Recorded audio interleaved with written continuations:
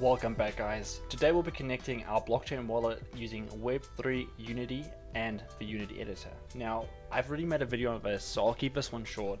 I just really wanted to show you guys the difference between 1.6 and 2.0, which is the new upcoming release for the SDK. The code is going to look a little bit different, so I just wanted to make that super clear so that you guys don't have any issues going between 1.6 and 2.0. So just straight to it, I've got my code editor here.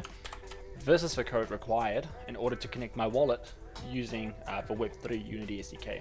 Super important, remember to include the namespace. There'll be quite a few of these namespaces throughout the 2.0 series that I'm creating, but I'll make sure to notify you guys where to use what, so that it's super clear.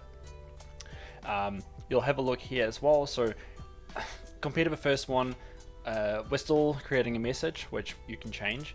We're still signing that message, and we're still verifying that message as well. The only difference here is we're signing and verifying that locally within the build instead of on some remote server somewhere.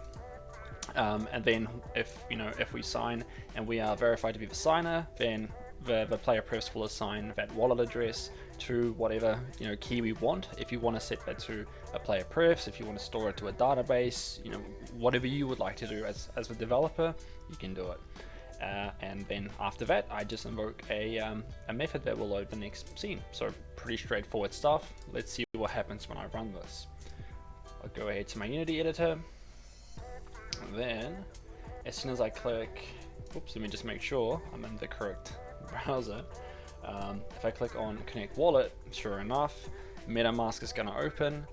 It's going to ask me to sign the message. I sign the message, copy that, and then within a few seconds of invoking, and we should have a look, there we go.